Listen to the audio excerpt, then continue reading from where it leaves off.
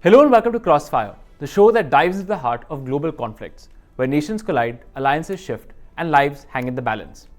On tonight's show, we tell you why Donald Trump is asking Ukraine to give back aid money, not in dollars, but in minerals. Also in the show, we tell you about the obstacles that could derail Trump's grand plan for Gaza, including taking control of the enclave and moving Palestinians out. Stay tuned as we break down these critical developments and explore their impact on the future of global power and security. Donald Trump is taking deal-making to a whole new level, turning war aid into a business transaction. His latest proposal is that Ukraine should pay back US military support, not in dollars, but in rare earth minerals, the kind that power everything from fighter jets to electric vehicles. However, many are now asking if Trump is now securing America's future, or whether he's putting a price tag on war aid. For more on this, listen in to our next report.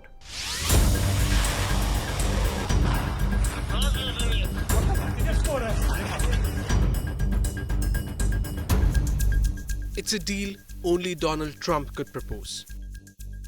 He wants Ukraine to pay back US military aid. But not in dollars, but in rare earth minerals. Well, Trump is eyeing Ukraine's huge reserves of critical minerals, the kind used in missiles, EV batteries, and military tech. He wants this as leverage for future aid deals. So, why is Trump turning war aid into a business transaction? Both Trump and Zelensky have talked resources before.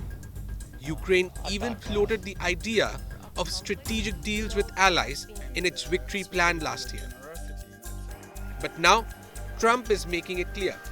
The US is looking at Ukraine's rare earths and other resources in exchange for continued support. So, why does this matter?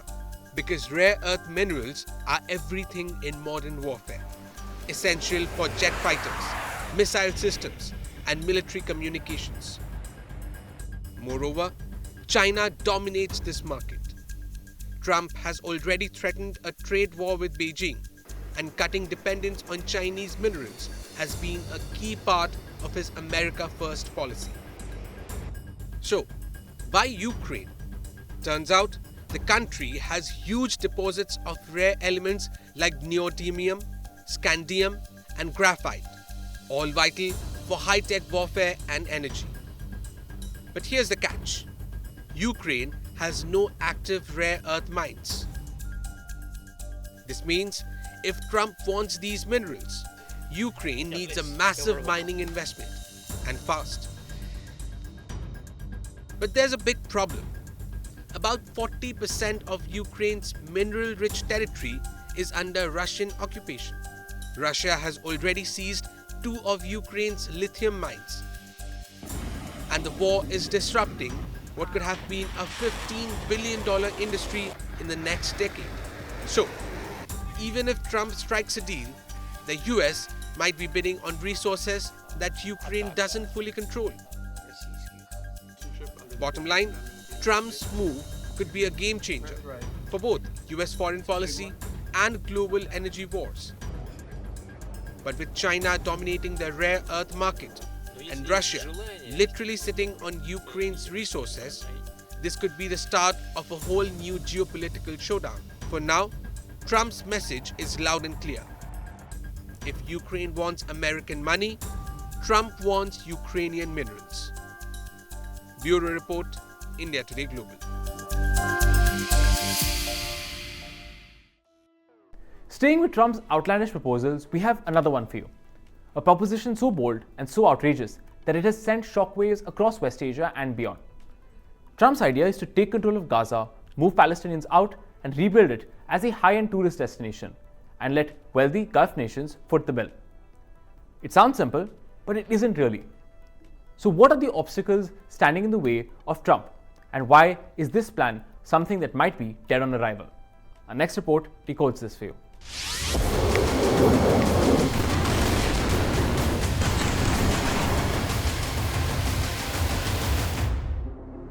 For months, Gaza has been at the center of a brutal war, with entire neighborhoods reduced to rubble. The humanitarian crisis has reached catastrophic levels, with over 1 million people displaced, infrastructure destroyed, and aid agencies warning of famine. And yet, Donald Trump believes that instead of rebuilding Gaza for the people who call it home, the best solution is to remove them altogether. Trump has laid out his vision. The United States will take control of Gaza, and Palestinians could be relocated to other neighboring countries, while Gaza itself could be transformed into what he calls a world-class destination for tourism and economic investment. Trump argues that the Gulf nations, particularly Saudi Arabia and the UAE, have the financial resources to make this vision a reality. Gulf leaders have outright rejected this idea, calling it nothing less than a plan for mass expulsion. Many have called the proposal an insult to decades of struggle for Palestinian self-determination. And it's not just Palestinians who are saying no. Egypt and Jordan, two of the few Arab nations that have formal peace agreements with Israel, have made clear that they will not be taking in more Palestinian refugees. Both countries have seen firsthand how past waves of displacement led to long-term instability.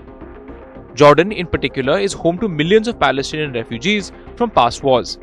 The government has repeatedly warned that another influx would push the country's resources to the brink.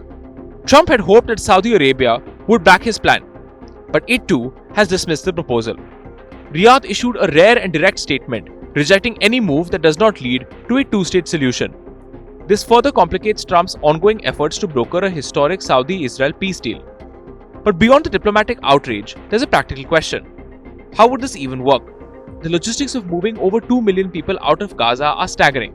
Would they be forced out? Would they be compensated? And most importantly, where would they go? No country in the region has expressed willingness to take them in. Moreover, Palestinian refugees have historically faced resistance even in neighboring Arab states. Even if every Palestinian were removed, who would actually build this so-called paradise? The region remains one of the most politically volatile in the world. With Hamas still active, Israeli security concerns remain at an all-time high, and international scrutiny remains on the legality of such a move. So what does this mean for Trump? For now, his plan seems to be nothing more than an idea, one that has little to no backing from the people it directly affects. But if history is any indication, Trump's strategy often involves throwing out an extreme proposal, letting the world react, and then walking it back to something more politically viable. America has just taken a big step forward in laser warfare. The United States Navy successfully tested its new Helios laser system. Earlier this month, the world was shown evidence of this new weapon system. Some analysts suggest that if successfully adopted, Helios could change naval warfare. So with all of this, what exactly is Helios? And what does it mean for modern warfare?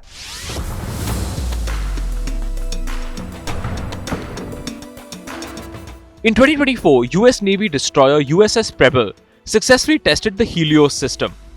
That means Helios stands for High Energy Laser with Integrated Optical Dazzler and Surveillance. During a weapons test, the USS Preble fired the laser at an aerial drone. A report from the US Navy confirmed the test but didn't give an exact date or location. All we got was a black and white photo in the report that shows a bright beam shooting from the ship into the sky. The Helios system is a 60 kilowatt laser developed by Lockheed Martin, an American defense giant. The Navy received it in 2022, making it the first tactical laser installed on an active warship. This comes at a crucial time. US warships have been dealing with drone and missile attacks, especially in the Red Sea and the Gulf of Aden. The main threat is Iran-backed Houthi rebels. Vice Admiral Brendan McClane admitted last year that the US Navy did not have a deployable laser weapon. But Helios could change that. Lasers give the US Navy a major advantage. They help conserve expensive missiles, they can take drones down quickly, and they never run out of ammo, as long as there is power. But there are challenges. The Pentagon has spent $1 billion a year on high-energy lasers and microwaves.